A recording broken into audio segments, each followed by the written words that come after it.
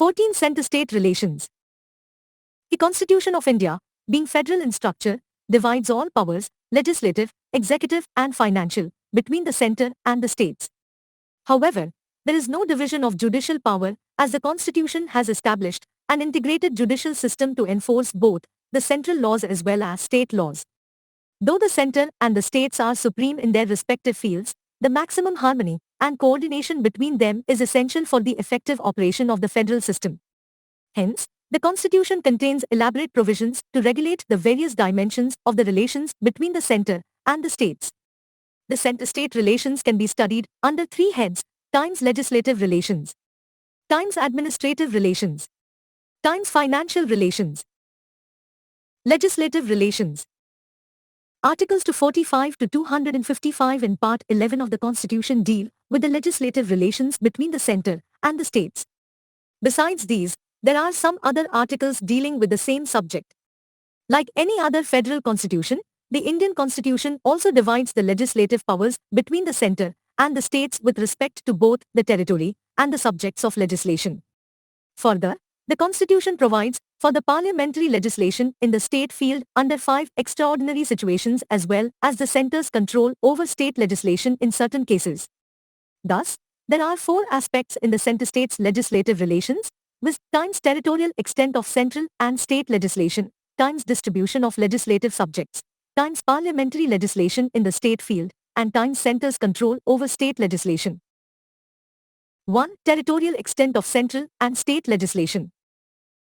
The Constitution defines the territorial limits of the legislative powers vested in the center and the states in the following way. I. The Parliament can make laws for the whole or any part of the territory of India. The territory of India includes the states, the union territories, and any other area for the time being included in the territory of India. 2. A state legislature can make laws for the whole or any part of the state. The laws made by a state legislature are not applicable outside the state, except when there is a sufficient nexus between the state and the object. 3. The Parliament alone can make extraterritorial legislation. Thus, the laws of the Parliament are also applicable to the Indian citizens and their property in any part of the world. However, the Constitution places certain restrictions on the plenary territorial jurisdiction of the Parliament. In other words, the laws of Parliament are not applicable in the following areas. I. The President can make regulations for the peace, progress and good government of the 5 union territories, the Andaman and Nicobar Islands, Lakshadweep, Dadra and Nagar Haveli, Daman and Diu and Ladakh. A regulation so made has the same force and effect as an Act of Parliament. It may also repeal or amend any Act of Parliament in relation to these union territories. 2. The Governor is empowered to direct that an Act of Parliament does not apply to a scheduled area in the state or apply with specified modifications and exceptions. 3. The Governor of Assam may likewise direct that an Act of Parliament does not apply to a tribal area, autonomous district, in the state or apply with specified modifications and exceptions. The President enjoys the same power with respect to tribal areas, autonomous districts, in Meghalaya, Tripura and Mizoram. 2. Distribution of legislative subjects. The Constitution provides for a threefold distribution of legislative subjects between the center and the states, viz. List I, the Union List, List 2, the State List, and List 3, the Concurrent List. In the 7th Schedule, I, the Parliament has exclusive powers to make laws with respect to any of the matters enumerated in the Union List. This list has at present 98 subjects, originally 971 subjects, like defense, banking, foreign affairs, currency, atomic energy, insurance, communication, interstate trade and commerce, census, audit, and so on. 2. The state legislature has in normal circumstances exclusive powers to make laws with respect to any of the matters enumerated in the state list. This has at present 59 subjects, originally 662 subjects, like public order, police, public health and sanitation, agriculture, prisons, local government, fisheries, markets, theatres, gambling and so on. 3. Both the Parliament and state legislature can make laws with respect to any of the matters enumerated in the concurrent list.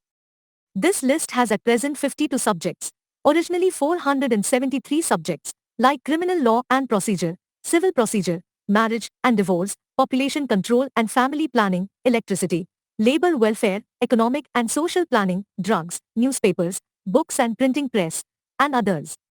The 42nd Amendment Act of 1976 transferred 5 subjects to concurrent list from state list, that is, A. Education, B. Forests, C. Weights and measures, D. Protection of wild animals and birds, and E. Administration of justice, constitution and organization of all courts except the Supreme Court and the High Courts. 4. Parliament has power to make laws with respect to any matter for any part of the territory of India not included in a state even though that matter is one which is enumerated in the state list. This provision has reference to the Union territories or the acquired territories, if any. The 101st Amendment Act of 2016 has made a special provision with respect to goods and services tax. Accordingly, the Parliament and the state legislature have power to make laws with respect to goods and services tax imposed by the Union or by the state. Further, the Parliament has exclusive power to make laws with respect to goods and services tax where the supply of goods or services or both takes place in the course of interstate trade or commerce. 6. The power to make laws with respect to residuary subjects, i.e., the matters which are not enumerated in any of the 3 lists, is vested in the Parliament. This residuary power of legislation includes the power to levy residuary taxes. From the above scheme, it is clear that the matters of national importance and the matters which require uniformity of legislation nationwide are included in the Union list. The matters of regional and local importance and the matters which permit diversity of interest are specified in the state list. The matters on which uniformity of legislation throughout the country is desirable but not essential are enumerated in the concurrent list. Thus, it permits diversity along with uniformity. In US, only the powers of the federal government are enumerated in the Constitution and the residuary powers are left to the states. The Australian Constitution followed the American pattern of single enumeration of powers. In Canada, on the other hand, there is a double enumeration, federal and provincial, and the residuary powers are vested in the centre. The Government of India Act of 1935 provided for a threefold enumeration, viz., federal, provincial and concurrent. The present Constitution follows the scheme of this Act, but with one difference, that is, under this Act, the residuary powers were given neither to the federal legislature nor to the provincial legislature, but to the Governor-General of India. In this respect, India follows the Canadian precedent. The Constitution expressly secures the predominance of the Union list over the state list, and the concurrent list, and that of the concurrent list over the state list. Thus, in case of overlapping between the Union list and the state list, the former should prevail. In case of overlapping between the Union list and the concurrent list, it is again the former which should prevail. Where there is a conflict between the concurrent list and the state list, it is the former that should prevail. In case of a conflict between the central law and the state law on a subject enumerated in the concurrent list, the central law prevails over the state law. But there is an exception. If the state law has been reserved for the consideration of the President and has received his assent, then the state law prevails in that state. But it would still be competent for the Parliament to override such a law by subsequently making a law on the same matter. 3. Parliamentary legislation in the state field. The above scheme of distribution of legislative powers between the centre and the states is to be maintained in normal times. But, in abnormal times, the scheme of distribution is either modified or suspended. In other words, the Constitution empowers the Parliament to make laws on any matter enumerated in the state list under the following 5 extraordinary circumstances. When Rajya Sabha passes a resolution, if the Rajya Sabha declares that it is necessary in the national interest that Parliament should make laws with respect to goods and services tax 3 or a matter in the state list, then the Parliament becomes competent to make laws on that matter. Such a resolution must be supported by 2/3 of the members present and voting. The resolution remains in force for 1 year. It can be renewed any number of times, but not exceeding 1 year at a time. The laws cease to have effect on the expiration of 6 months after the resolution has ceased to be in force. This provision does not restrict the power of a state legislature to make laws on the same matter. But, in case of inconsistency between a state law and a parliamentary law, the latter is to prevail. During a national emergency, the Parliament acquires the power to legislate with respect to goods and services tax 3B or matters in the state list, while a proclamation of national emergency is in operation. The laws become inoperative on the expiration of 6 months after the emergency has ceased to operate. Here also, the power of a state legislature to make laws on the same matter is not restricted. But, in case of repugnancy between a state law and a parliamentary law, the latter is to prevail. When states make a request, when the legislatures of two or more states pass resolutions requesting the parliament to enact laws on a matter in the state list, then the parliament can make laws for regulating that matter. A law so enacted applies only to those states which have passed the resolutions. However, any other state may adopt it afterwards by passing a resolution to that effect in its legislature. Such a law can be amended or repealed only by the parliament, and not by the legislatures of the concerned states. The effect of passing a resolution under the above provision is that the parliament becomes entitled to legislate with respect to a matter for which it has no power to make a law. On the other hand, the state legislature ceases to have the power to make a law with respect to that matter. The resolution operates as abdication or surrender of the power of the state legislature with respect to that matter, and it is placed entirely in the hands of Parliament, which alone can then legislate with respect to it. Some examples of laws passed under the above provision are Prize Competition Act, 1955, Wildlife Protection Act, 1972, Water Prevention and Control of Pollution Act, 1974, Urban Land Sealing and Regulation Act, 1976, and Transplantation of Human Organs Act, 1994. To implement international agreements, the Parliament can make laws on any matter in the state list for implementing the international treaties, agreements, or conventions. This provision enables the central government to fulfill its international obligations and commitments. Some examples of laws enacted under the above provision are United Nations Privileges and Immunities Act, 1947, Geneva Convention Act, 1960, Anti-Hijacking Act, 1982, and legislations relating to environment and TRIPS. During President's rule. When the President's rule is imposed in a state, the Parliament becomes empowered to make laws with respect to any matter in the state list in relation to that state. A law made so by the Parliament continues to be operative even after the President's rule. This means that the period for which such a law remains in force is not coterminous with the duration of the President's rule. But, such a law can be repealed or altered or reenacted by the state legislature. 4. Center's control over state legislation.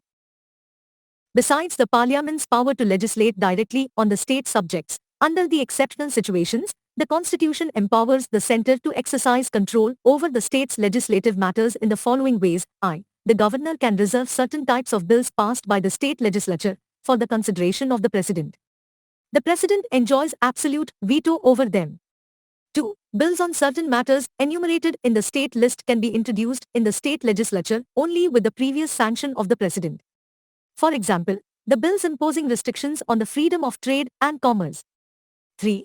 The centre can direct the states to reserve money bills and other financial bills passed by the state legislature for the President's consideration during a financial emergency. From the above, it is clear that the Constitution has assigned a position of superiority to the centre in the legislative sphere.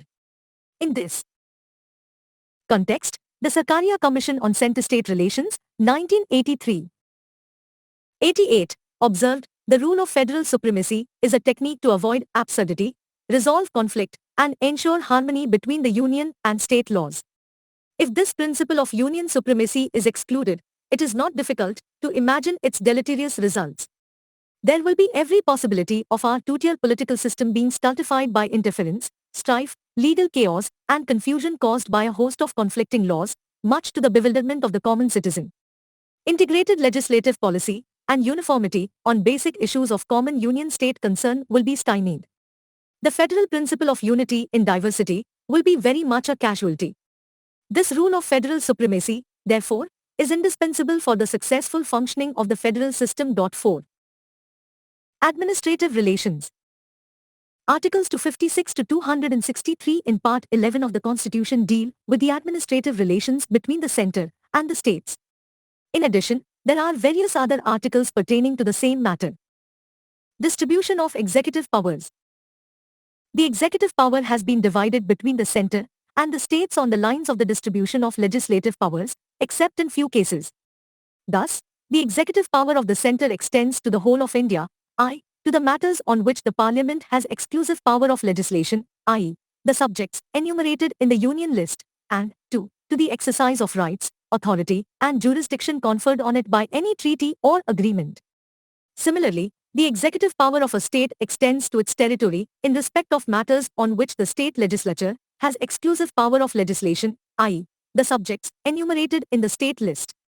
In respect of matters on which both the Parliament and the state legislatures have power of legislation, i.e., the subjects enumerated in the concurrent list, the executive power rests with the states except when a constitutional provision or a parliamentary law specifically confers it on the centre. Therefore, a law on a concurrent subject, though enacted by the Parliament, is to be executed by the states except when the Constitution or the Parliament has directed otherwise. 5. Obligation of states and the centre. The Constitution has placed two restrictions on the executive power of the states in order to give ample scope to the centre for exercising its executive power in an unrestricted manner. Thus, the executive power of every state is to be exercised in such a way, a. as to ensure compliance with the laws made by the Parliament and any existing law which apply in the state, and b. as not to impede or prejudice the exercise of executive power of the centre in the state. While the former lays down a general obligation upon the state, the latter imposes a specific obligation on the state not to hamper the executive power of the centre. Table 14.1 Articles related to centre-state legislative relations at a glance. Article No. Subject matter. 245. Extent of laws made by Parliament and by the legislatures of states. 246. Subject matter of laws made by Parliament and by the legislatures of states. 246A. Special provision with respect to goods and services tax. 247. Power of Parliament to provide for the establishment of certain additional codes. 248. Residuary powers of legislation. 249. Power of Parliament to legislate with respect to a matter in the state list in the national interest. 250. Power of Parliament to legislate with respect to any matter in the state list if a proclamation of emergency is in operation. 251. Inconsistency between laws made by Parliament under Articles 249 and 250 and laws made by the legislatures of states. 252. Power of Parliament to legislate for two or more states by consent and adoption of such legislation by any other state. 253. Legislation for giving effect to international agreements. 254. Inconsistency between laws made by Parliament and laws made by the legislatures of states. 255. Requirements as to recommendations and previous sanctions to be regarded as matters of procedure only. In both the cases, the executive power of the centre extends to giving of such directions to the state as are necessary for the purpose. The sanction behind these directions of the centre is coercive in nature. Thus, Article 365 says that where any state has failed to comply with or to give effect to any directions given by the centre, it will be lawful for the President to hold that a situation has arisen in which the government of the state cannot be carried on in accordance with the provisions of the Constitution. It means that, in such a situation, the President's rule can be imposed in the state under Article 356. Centre's directions to the states. In addition to the above two cases, the centre is empowered to give directions to the states with regard to the exercise of their executive power in the following matters, i. The construction and maintenance of means of communication, declared to be of national or military importance, by the state. 2. The measures to be taken for the protection of the railways within the state. 3. The provision of adequate facilities for instruction in the mother tongue at the primary stage of education to children belonging to linguistic minority groups in the state. And 4. The drawing up and execution of the specified schemes for the welfare of the scheduled tribes in the state. The coercive sanction behind the central directions under Article 365, mentioned above, is also applicable in these cases. Mutual delegation of functions. The distribution of legislative powers between the centre and the states is rigid. Consequently, the centre cannot delegate its legislative powers to the states, and a single state cannot request the Parliament to make a law on a state subject. The distribution of executive power in general follows the distribution of legislative powers.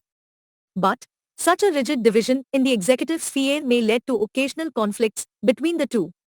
Hence, the Constitution provides for intergovernment delegation of executive functions in order to mitigate rigidity and avoid a situation of deadlock. Accordingly, the President may, with the consent of the state government, entrust to that government any of the executive functions of the center.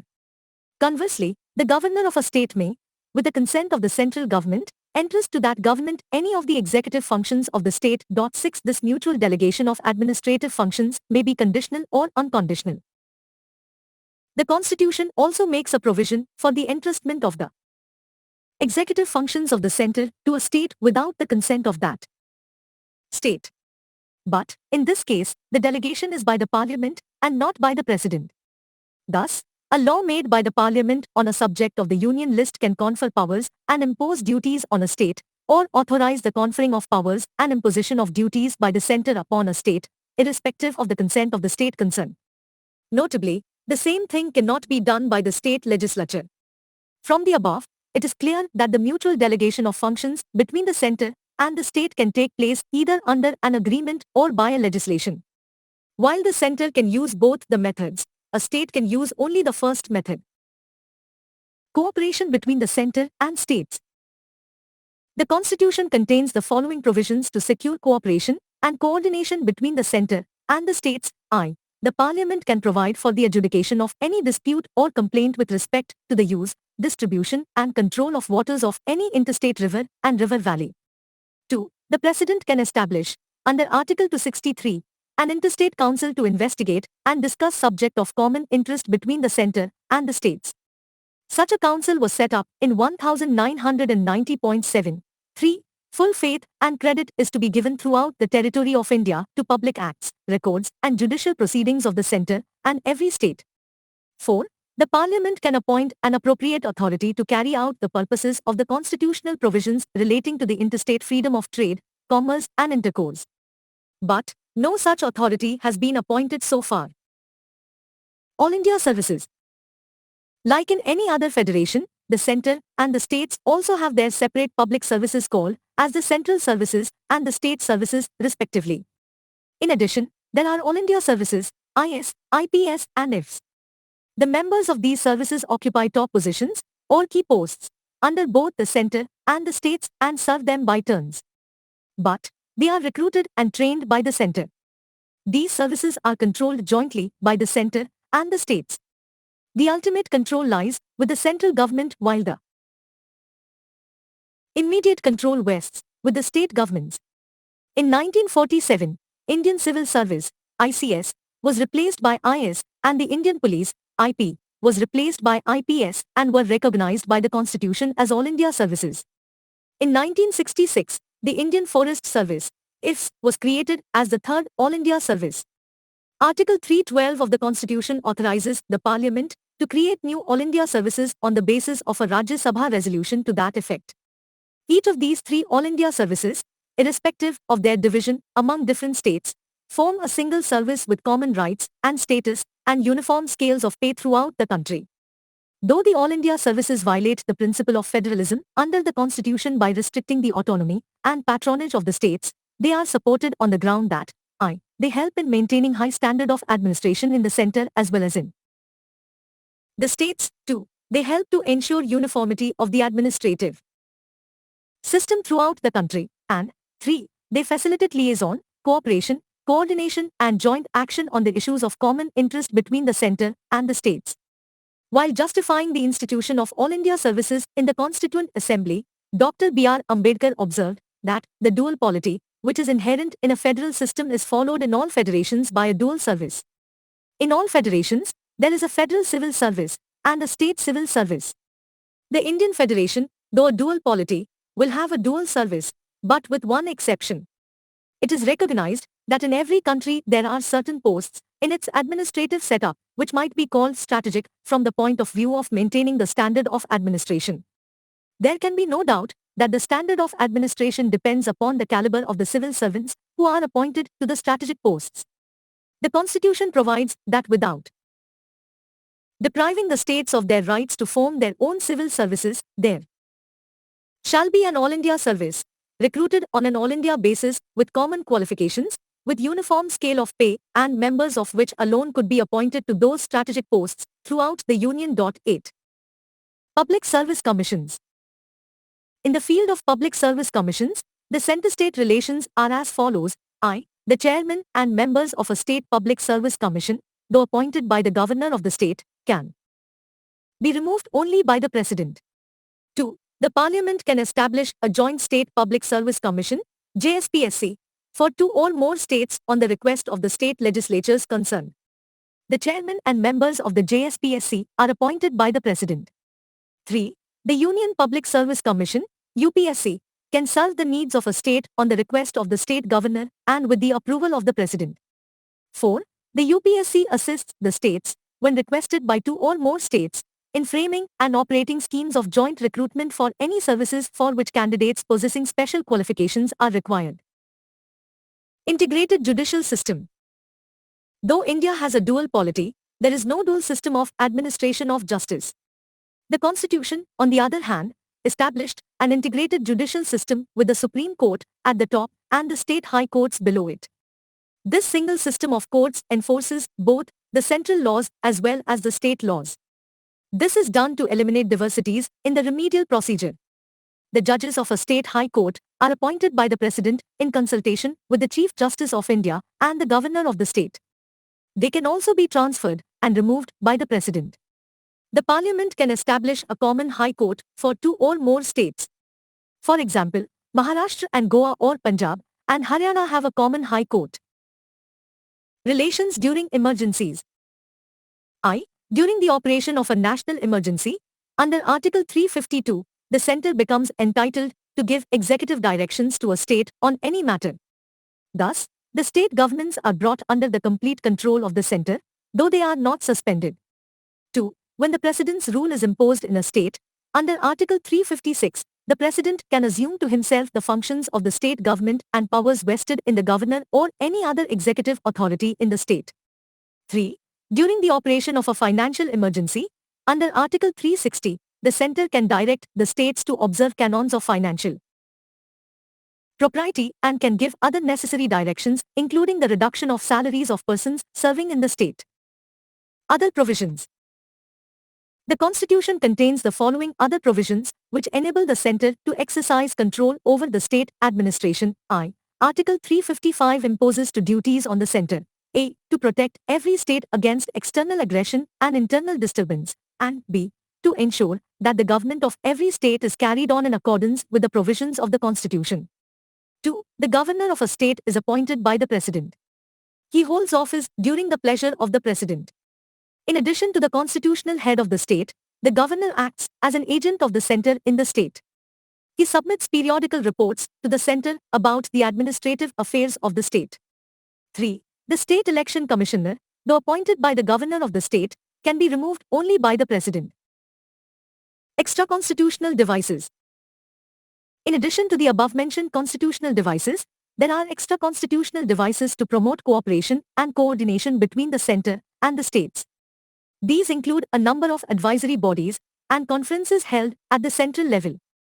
The non-constitutional advisory bodies include the Niti Aayog, which succeeded the Planning Commission, 9. The National Integration Council, 10. The Central Council of Health and Family Welfare, the Central Council of Local Government, the Zonal Councils, 11. The North Eastern Council, the Central Council of Indian Medicine, the Central Council of Homeopathy, the Transport Development Council, the University Grants Commission, and so on. The important conferences held either annually or otherwise to facilitate centre-state consultation on a wide range of matters are as follows. The Governors' Conference, presided over by the President. 2. The Chief Ministers' Conference, presided over by the Prime Minister.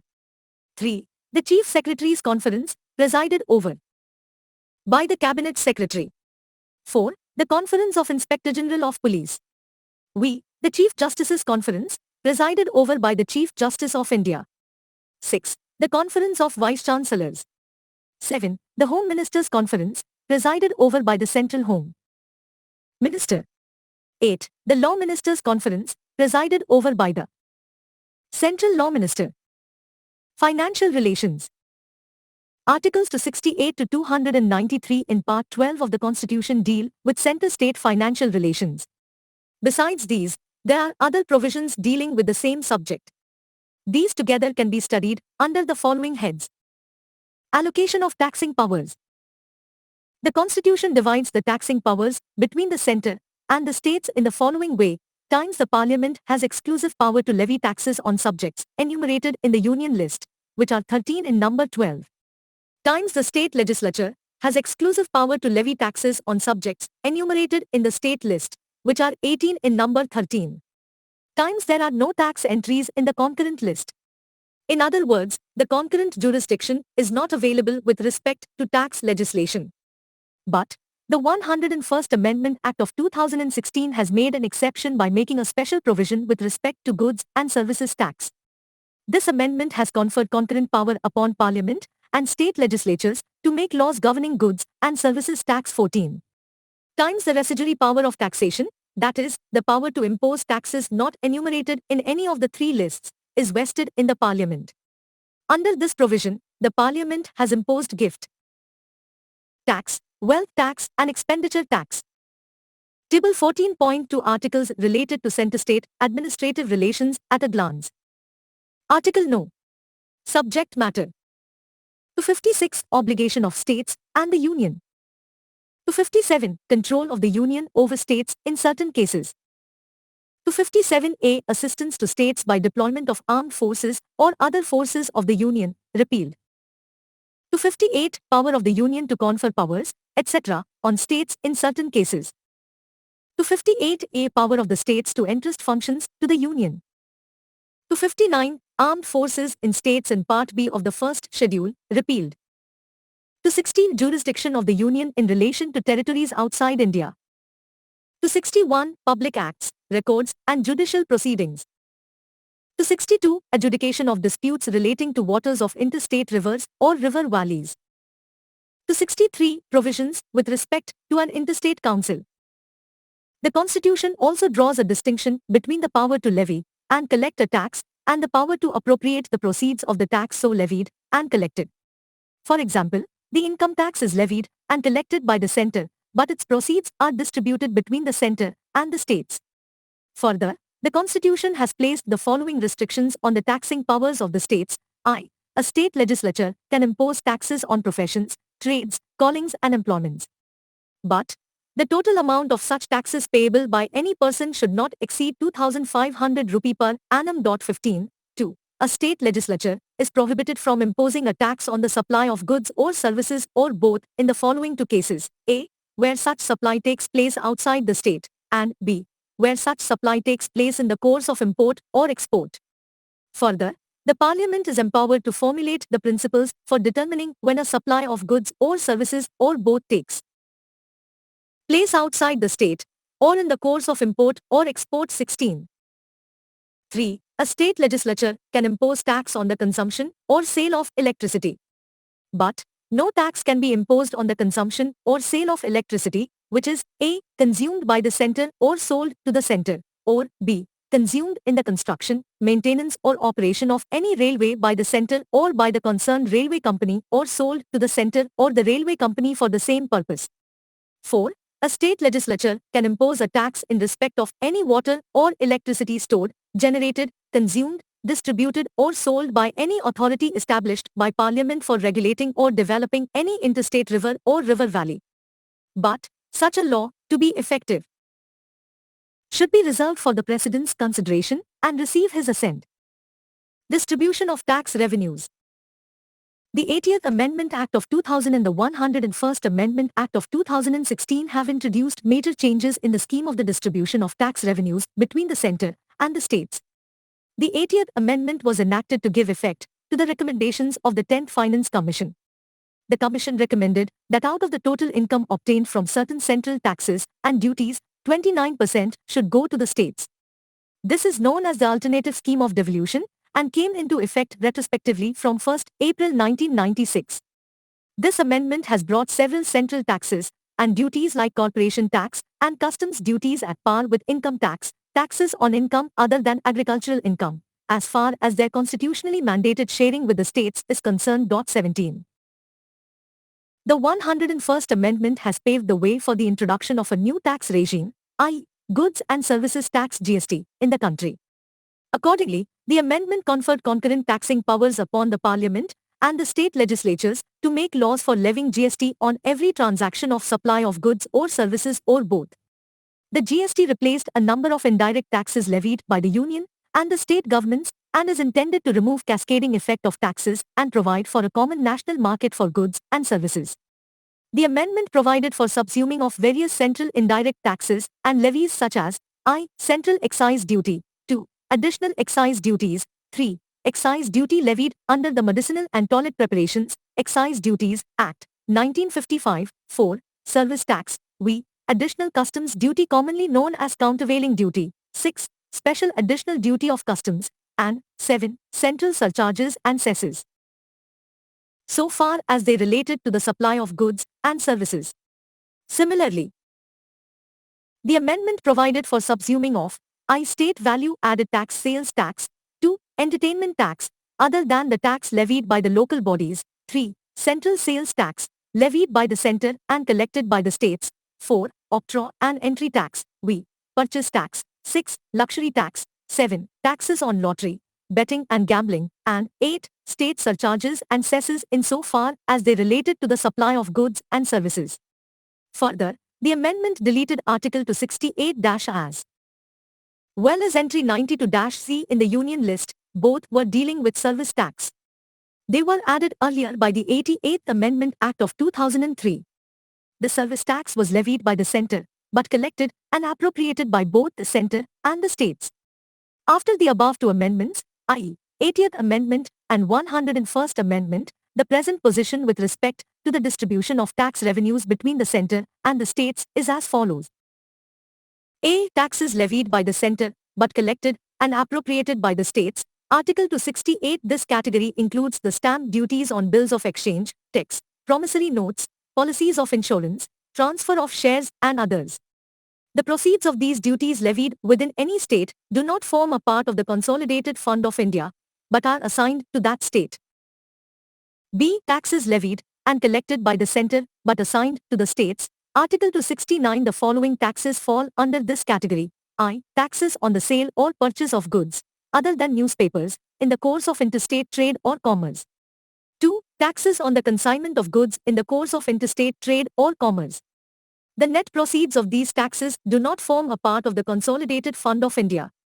They are assigned to the concerned states in accordance with the principles laid down by the Parliament. C. Levy and collection of goods and services tax in course of interstate trade or commerce. Article 269-A. The goods and services tax, GST, on supplies in the course of interstate trade or commerce are levied and collected by the centre. But this tax is divided between the centre and the states in the manner provided by Parliament on the recommendations of the GST Council. Further, the Parliament is also authorized to formulate the principles for determining the place of supply, and when a supply of goods or services or both takes place in the course of interstate trade or commerce. D. Taxes levied and collected by the centre but distributed between the centre and the states. Article 270. This category includes all taxes and duties referred to in the Union list except the following. I. Duties and taxes referred to in Articles 268, 269, and 269-A, mentioned above. 2. Surcharge on taxes and duties referred to in Article 271, mentioned below, and 3. Any cess levied for specific purposes. The manner of distribution of the net proceeds of these taxes and duties is prescribed by the President on the recommendation of the Finance Commission. E. Surcharge on certain taxes and duties for purposes of the centre. Article 271. The Parliament can at any time levy the surcharges on taxes and duties referred to in Articles 269 and 270, mentioned above. The proceeds of such surcharges go to the centre exclusively. In other words, the states have no share in these surcharges.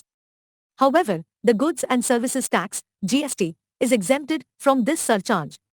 In other words, this surcharge cannot be imposed on the GST. F. Taxes levied and collected and retained by the states. These are the taxes belonging to the states exclusively. They are enumerated in the state list and are 18 in number. These are 18. I. Land revenue. 2. Taxes on agricultural income.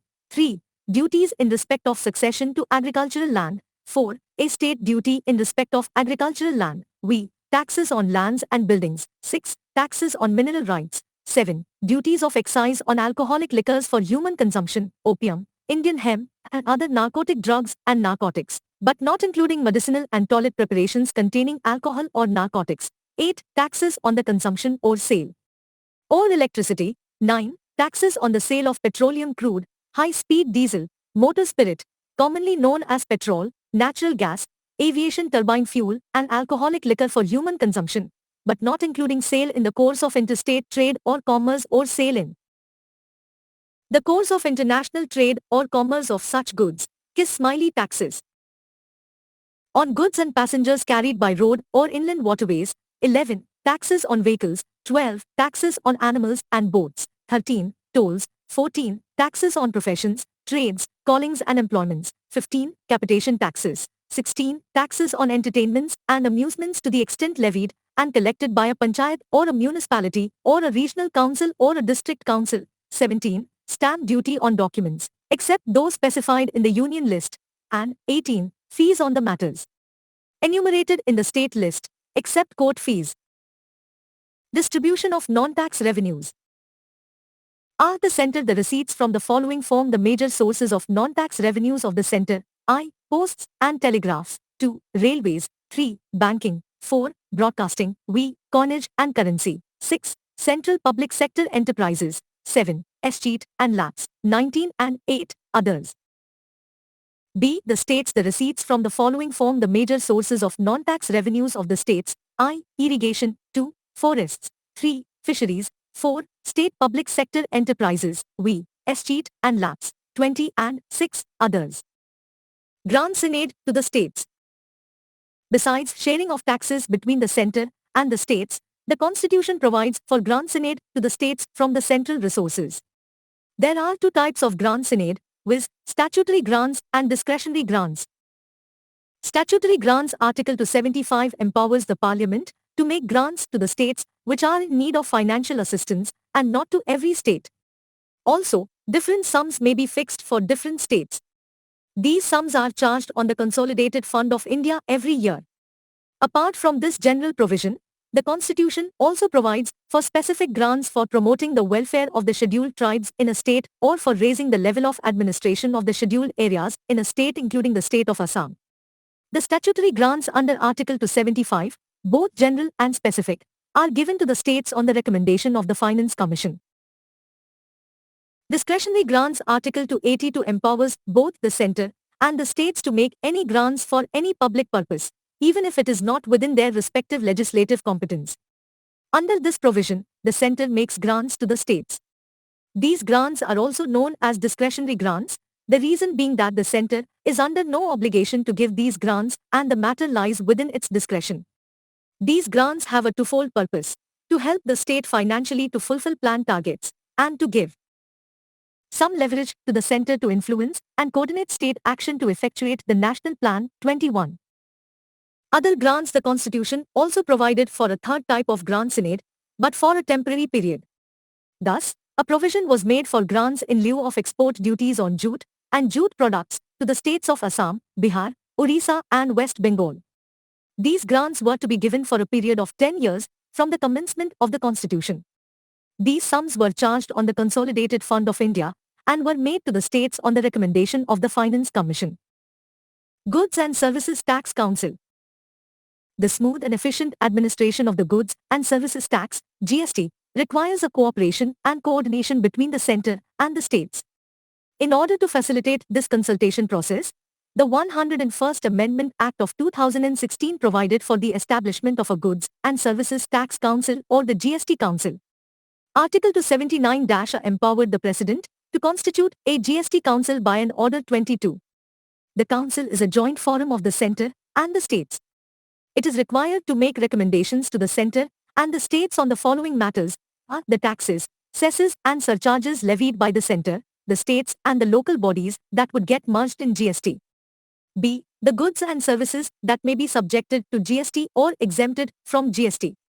C. Model GST laws, principles of levy, apportionment of GST levied on supplies in the course of interstate trade or commerce and the principles that govern the place of supply. D. The threshold limit of turnover below which goods and services may be exempted from GST.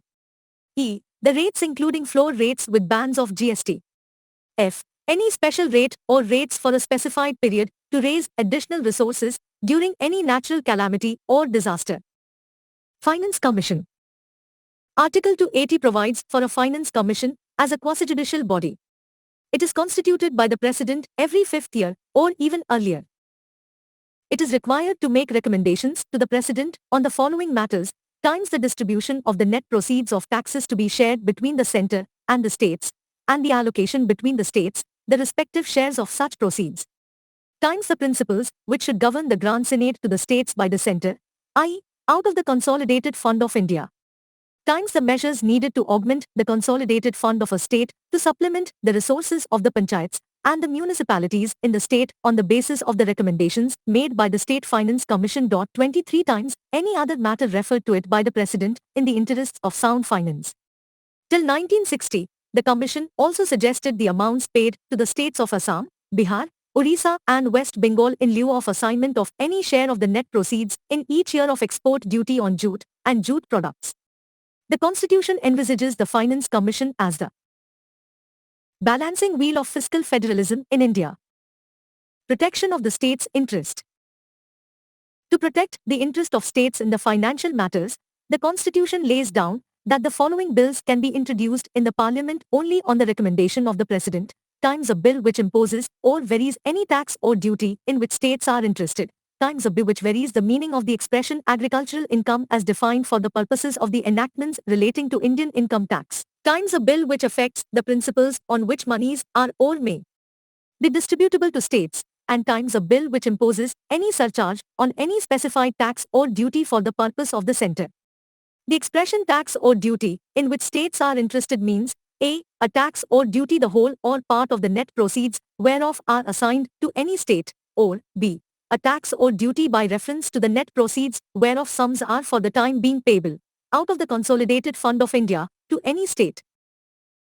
The phrase net proceeds means the proceeds of a tax or a duty minus the cost of collection. The net proceeds of a tax or a duty in any area is to be ascertained and certified by the Controller and Auditor General of India. His certificate is final. Borrowing by the centre and the states. The Constitution makes the following provisions with regard to the borrowing powers of the centre and the states. Times the central government can borrow either within India or outside upon the security of the Consolidated Fund of India, or can give guarantees, but both within the limits fixed by the Parliament. So far, no such law has been enacted by the Parliament. Times similarly, a state government can borrow within India and not abroad upon the security of the Consolidated Fund of the state, or can give guarantees, but both within the limits fixed by the legislature of that state. Times the central government can make loans to any state or give guarantees in respect of loans raised by any state. Any sums required for the purpose of making such loans are to be charged on the Consolidated Fund of India.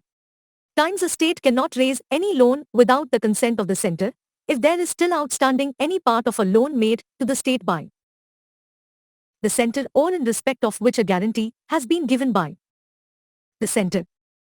Intergovernmental tax immunities. Like any other federal constitution, the Indian Constitution also contains the rule of immunity from mutual taxation and makes the following provisions in this regard. Exemption of central property from state taxation. The property of centre is exempted from all taxes imposed by a state or any authority within a state like municipalities, district boards, panchayats, and so on. But the Parliament is empowered to remove this ban.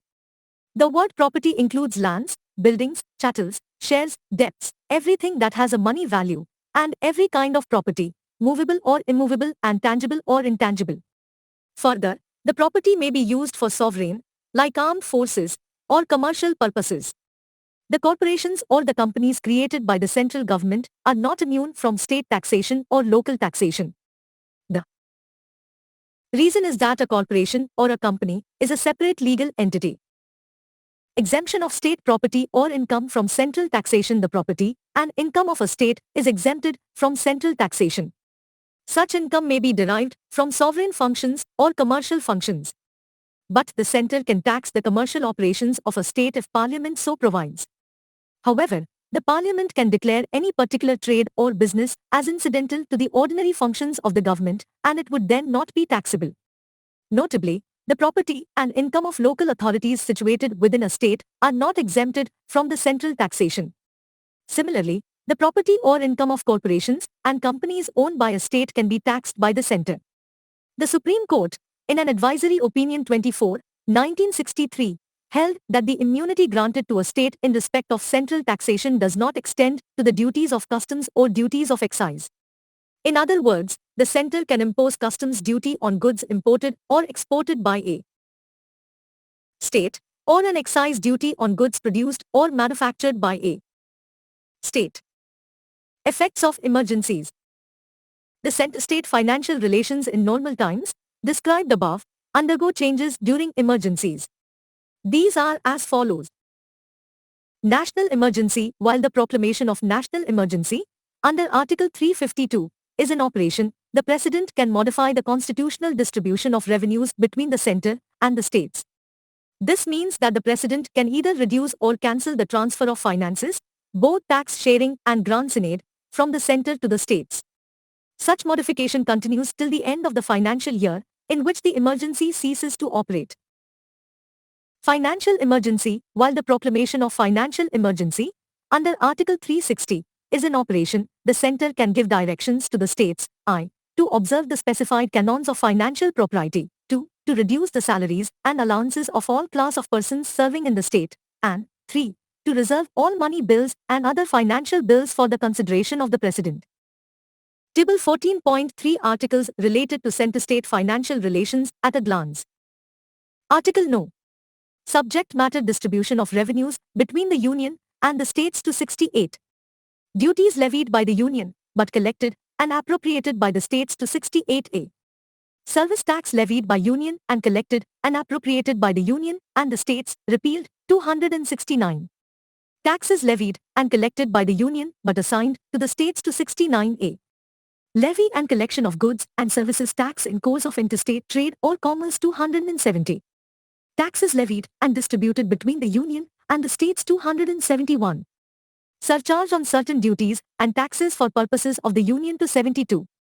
Taxes which are levied and collected by the Union and may be distributed between the Union and the states, repealed, 273. Grants in lieu of export duty on jute and jute products, 274. Prior recommendation of President required to bills affecting taxation, in which states are interested, 275. Grants from the Union to certain states, 276. Taxes on professions, trades, callings, and employments, 277. Savings. 278. Agreement with states in Part B of the first schedule with regard to certain financial matters, repealed, 279. Calculation of net proceeds, etc. 279A. Goods and Services Tax Council 280. Finance Commission. 281. Recommendations of the Finance Commission Miscellaneous Financial Provisions 282. Expenditure deferable by the Union or a state out of its revenues 283. Custody, etc. of consolidated funds, contingency funds and monies credited to the public accounts 284. Custody of suitors' deposits and other monies received by public servants and courts 285. Exemption of property of the Union from state taxation 286. Restrictions as to imposition of tax on the sale or purchase of goods 287. Exemption from taxes on electricity 288. Exemption from taxation by states in respect of water or electricity in certain cases 289. Exemption of property and income of a state from union taxation 290. Adjustment in respect of certain expenses and pensions to 90A. Annual payment to certain Devaswom funds to 91. Privy purse sums of rulers, repealed, borrowing to 92. Borrowing by the Government of India, to 93. Borrowing by states. Trends in center-state relations. Till 1967, the center-state relations by and large were smooth due to one-party rule at the center and in most of the states. In 1967 elections, the Congress party was defeated in 9 states and its position at the center became weak. This changed political scenario heralded a new era in the center-state relations. The non-Congress governments in the states opposed the increasing centralization and intervention of the central government. They raised the issue of state autonomy and demanded more powers and financial resources to the states. This caused tensions and conflicts in center-state relations. Tension areas in center-state relations. The issues which created tensions and conflicts between the center and states are 1. Mode of appointment and dismissal of governor. 2. Discriminatory and partisan role of governors. 3. Imposition of precedence rule for partisan interests. 4. Deployment of central forces in the states to maintain law and order. 5. Reservation of state bills for the consideration of the president. 6. Discrimination in financial allocations to the states. 7. Role of Planning Commission in approving state projects. 8. Management of All India Services, IS, IPS, and IFs. 9. Use of electronic media for political purposes. 10. Appointment of inquiry commissions against the chief ministers. 11. Sharing of finances between center and states. And 12. Encroachment by the center on the state list. The issues in center-state relations have been under consideration since the mid-1960s. In this direction, the following developments have taken place. Administrative Reforms Commission. The central government appointed a 6-member Administrative Reforms Commission, ARC, in 1966 under the chairmanship of Morarji Desai, followed by K. Hanumanthaya. Its terms of references included, among others, the examination of center-state relations. In order to examine thoroughly the various issues in center-state relations, the ARC constituted a study team under M.C. Setalvad. On the basis of the report of this study team, the ARC finalized its own report and submitted it to the central government in 1969. It made 22 recommendations for improving the center-state relations. The important recommendations are times establishment of an interstate council under Article 263 of the Constitution, times appointment of persons having long experience in public life and administration and non-partisan attitude as governors, times delegation of powers to the maximum extent to the states, times transferring of more financial resources to the states to reduce their dependency upon the center, times deployment of central armed forces in the states either on their request or otherwise. No action was taken by the central government on the recommendations of the ARC. Rajmannar Committee. In 1969, the Tamil Nadu government, DMK, appointed a 3-member committee under the chairmanship of Dr. P.V. Rajmannar to examine the entire question of center-state relations and to suggest amendments to the constitution so as to secure utmost autonomy to the states. 25 The committee submitted its report to the Tamil Nadu government in 1971. The committee identified the reasons for the prevailing unitary trends, tendencies of centralization in the country. They include I. Certain provisions in the constitution which confer special powers on the center. 2. One-party rule both at the center and in the states. 3. Inadequacy of states' fiscal resources and consequent dependence on the center for financial assistance. And 4. The institution of central planning and the role of the Planning Commission. The important recommendations of the committee are as follows. I. An interstate council should be set up immediately. 2. Finance Commission should be made a permanent body. 3. Planning Commission should be disbanded and its place should be taken by a statutory body. 4. Articles 356, 357 and 365 dealing with precedence rule should be totally omitted. The provision that the state ministry holds office during the pleasure of the governor should be omitted. 6. Certain subjects of the union list and the concurrent list should be transferred to the state list. 7. The residuary powers should be allocated to the states. And 8. All India Services, IS, IPS and IFs should be abolished. The central government completely ignored the recommendations of the Rajmannar Committee. Anandpur Sahib Resolution. In 1973, the Akali Dal adopted a resolution containing both political and religious demands in a meeting held at Anandpur Sahib in Punjab.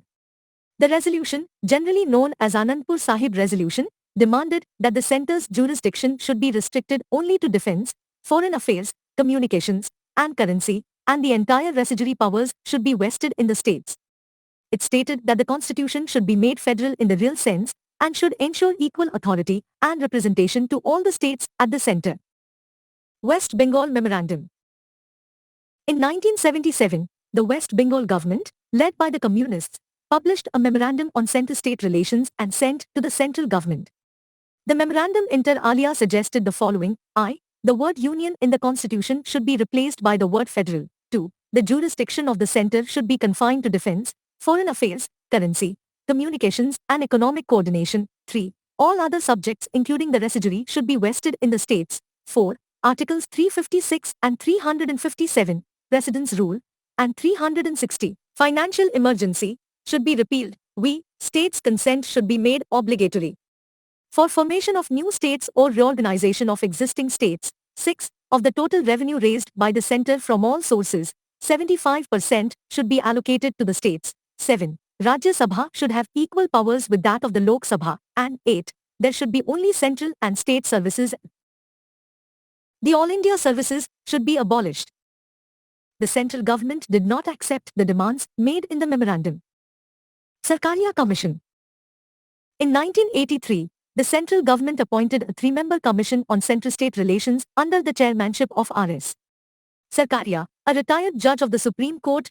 26. The commission was asked to examine and review the working of existing arrangements between the center and states in all spheres and recommend appropriate changes and measures. It was initially given 1 year to complete its work, but its term was extended 4 times. It submitted its report in 1988. The commission did not favor structural changes and regarded the existing constitutional arrangements and principles relating to the institutions basically sound. But it emphasized on the need for changes in the functional or operational aspects. It observed that federalism is more a functional arrangement for cooperative action than a static institutional concept. It outrightly rejected the demand for curtailing the powers of the center and stated that a strong center is essential to safeguard the national unity and integrity, which is being threatened by the vociferous tendencies in the body politic. However, it did not equate strong center with centralization of powers. It observed that over-centralization leads to blood pressure at the center and anemia at the periphery.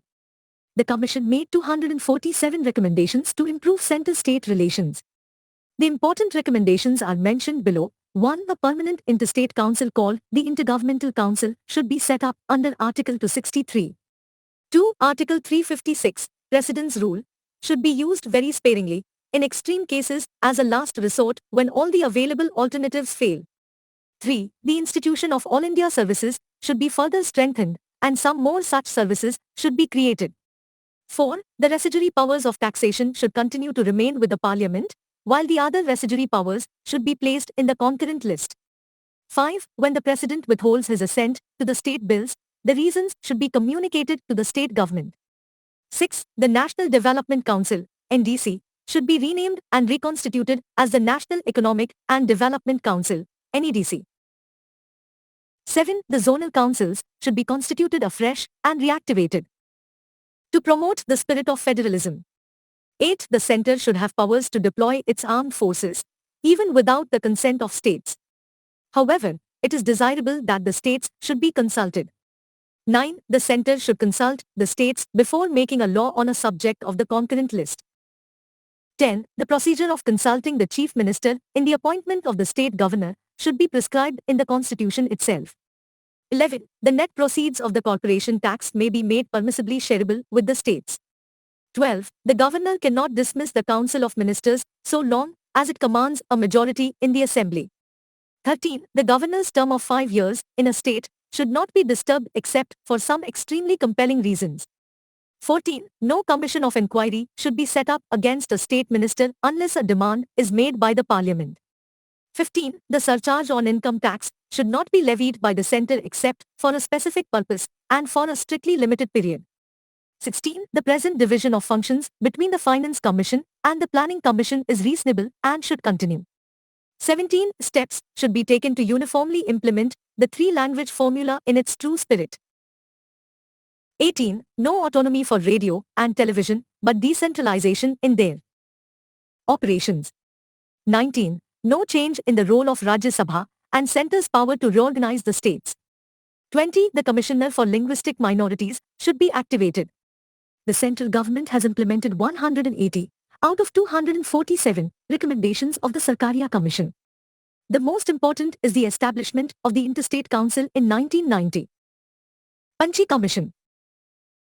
The second Commission on Center-State Relations was set up by the Government of India in April 2007 under the chairmanship of Madan Mohan Panchi, former Chief Justice of India. 27. It was required to look into the issues of center-state relations keeping in view the sea changes that have taken place in the polity and economy of India since the Sarkaria Commission had last looked at the issue of center-state relations over 2 decades ago. The terms of reference of the Commission were as follows. The Commission was required to examine and review the working of the existing arrangements between the Union and states as per the Constitution of India, the healthy precedents being followed, various pronouncements of the courts in regard to powers, functions and responsibilities in all spheres including legislative relations, administrative relations, role of governors, emergency provisions, financial relations, economic and social planning, Panchayati Raj institutions, sharing of resources including interstate river water, and recommend such changes or other measures as may be appropriate keeping in view the practical difficulties. 2. In examining and reviewing the working of the existing arrangements between the Union and states and making recommendations as to the changes and measures needed, the Commission was required to keep in view the social and economic developments that have taken place over the years, particularly over the last 2 decades, and have due regard to the scheme and framework of the Constitution. Such recommendations were also needed to address the growing challenges of ensuring good governance for promoting the welfare of the people whilst strengthening the unity and integrity of the country and of availing emerging opportunities for sustained and rapid economic growth for alleviating poverty and illiteracy in the early decades of the new millennium. 3. While examining and making its recommendations on the above, the Commission was required to have particular regard but not limit its mandate to the following the role, responsibility, and jurisdiction of the centre vis-à-vis states during major and prolonged outbreaks of communal violence, caste violence or any other social conflict leading to prolonged and escalated violence. B. The role, responsibility, and jurisdiction of the centre vis-à-vis states in the planning and implementation of the mega projects like the interlinking of rivers that would normally take 15 to 20 years for completion and hinge vitally on the support of the states. C. The role, responsibility, and jurisdiction of the centre vis-à-vis states in promoting effective devolution of powers and autonomy to Panchayati Raj institutions and local bodies, including the autonomous bodies under the 6th schedule of the Constitution within a specified period of time. D. The role, responsibility, and jurisdiction of the centre vis-à-vis states in promoting the concept and practice of independent planning and budgeting at the district level. E. The role, responsibility, and jurisdiction of the centre vis-à-vis states in linking central assistance of various kinds with the performance of the states. F. The role, responsibility, and jurisdiction of the centre in adopting approaches and policies based on positive discrimination in favour of backward states. G. The impact of the recommendations made by the 8th to 12th Finance Commissions on the fiscal relations between the centre and the states, especially the greater dependence of the states on devolution of funds from the centre. H. The need and relevance of separate taxes on the production and on the sales of goods and services subsequent to the introduction of value-added tax regime. I. The need for freeing interstate trade in order to establish a unified and integrated domestic market, as also in the context of the reluctance of state governments to adopt the relevant Sarkaria Commission's recommendation in Chapter 18 of its report. J. The need for setting up a central law enforcement agency, empowered to take up suo motu investigation of crimes having interstate and or international ramifications with serious implications on national security. K. The feasibility of a supporting legislation under Article 355 for the purpose of suo motu deployment of central forces in the states if and when the situation so demands. The Commission submitted its report to the government in April 2010. In finalizing the 1,456-page report, in 7 volumes, the Commission took extensive help from the Sarkaria Commission report, the National Commission to Review the Working of the Constitution, NCRWC, report, and the Second Administrative Reforms Commission report. However, in a number of areas, the Commission report differed from the Sarkaria Commission recommendations. After examining at length the issues raised in its terms of reference and the related aspects in all their hues and shades, the Commission came to the conclusion that cooperative federalism will be the key for sustaining India's unity, integrity, and social and economic development in future. The principles of cooperative federalism thus may have to act as a practical guide for Indian polity and governance. In all, the Commission made over 310 recommendations, touching upon several significant areas in the working of centre-state relations.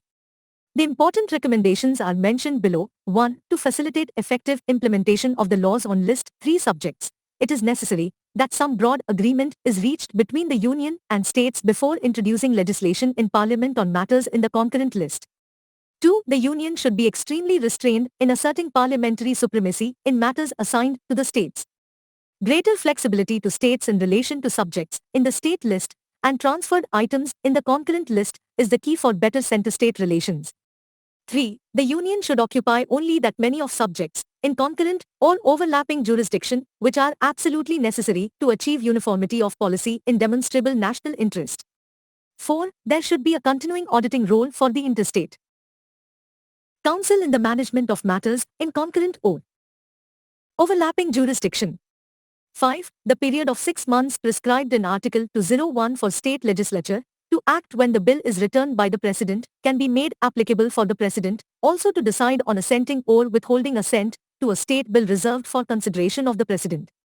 6. Parliament should make a law on the subject of Entry 14 of List I, treaty making and implementing it through parliamentary legislation to streamline the procedures involved. The exercise of the power obviously cannot be absolute or uncharted in view of the federal structure of legislative and executive powers. 7. The financial obligations and its implications on state finances arising out of treaties and agreements should be a permanent term of reference to the finance commissions constituted from time to time. 8. While selecting governors, the central government should adopt the following strict guidelines as recommended in the Sarkaria Commission report and follow its mandate in letter and spirit. I. He should be eminent in some walk of life.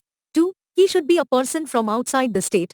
3. He should be a detached figure and not too intimately connect with the local politics of the state. 4. He should be a person who has not taken too great a part politics generally and particularly in the recent past. 9.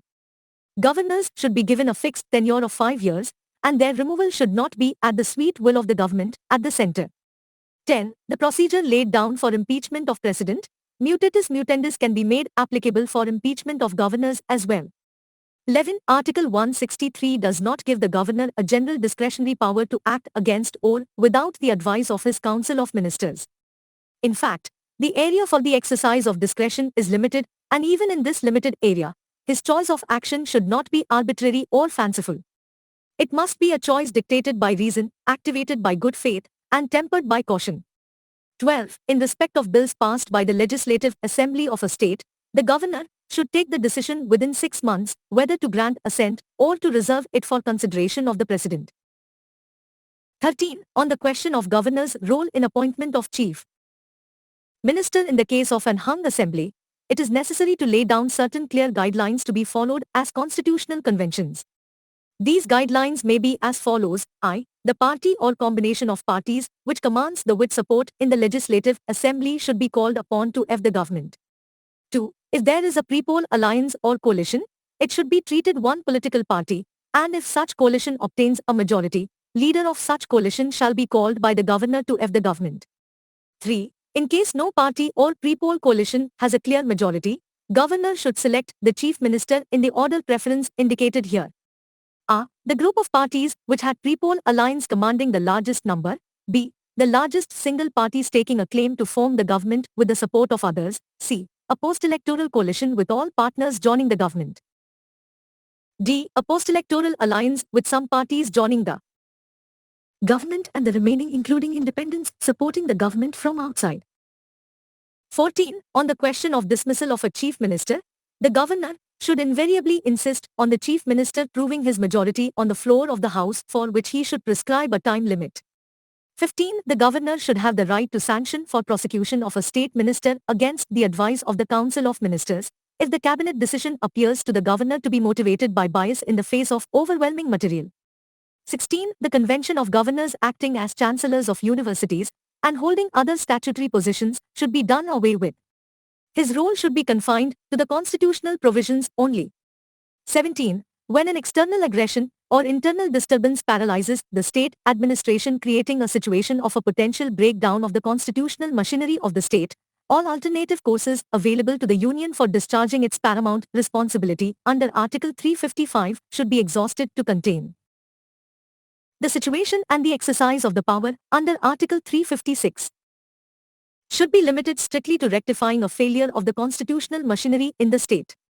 18. On the question of invoking Article 356, in case of failure of constitutional machinery in states, suitable amendments are required to incorporate the guidelines set forth in the landmark judgment of the Supreme Court in S.R. Bommai v. Union of India, 1994. This would remove possible misgivings in this regard on the part of states and help in smoothing center-state relations.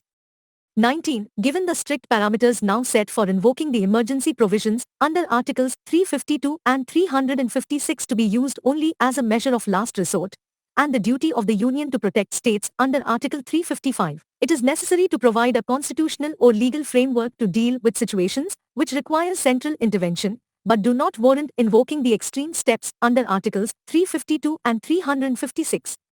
Providing the framework for localized emergency would ensure that the state government can continue to function and the assembly would not have to be dissolved, while providing a mechanism to let the central government respond to the issue specifically and locally. The imposition of local emergency is fully justified under the mandate of Article 355 read with Entry 2am of List I and Entry 1 of List 2 of the 7th Schedule. 20 suitable amendments to Article 263 are required to make the Interstate Council a credible, powerful and fair mechanism for management of interstate and center-state differences. 21. The zonal councils should meet at least twice a year with an agenda proposed by states concerned to maximize coordination and promote harmonization of policies and action having interstate ramification. The Secretariat of a strengthened Interstate Council can function as the Secretariat of the zonal councils as well. 22. The Empowered Committee of Finance Ministers of States proved to be a successful experiment in interstate coordination on fiscal matters. There is need to institutionalize similar models in other sectors as well.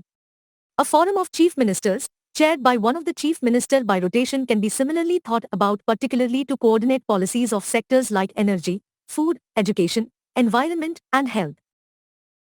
23. New All India services in sectors like health, education, engineering and judiciary should be created.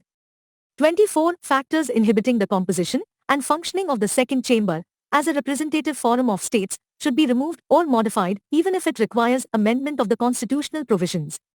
In fact, Rajya Sabha offers immense potential to negotiate acceptable solutions to the friction points which emerge between centre and states in fiscal, legislative and administrative relations. 25. A balance of power between states inter se is desirable, and this is possible by equality of representation in the Rajya Sabha.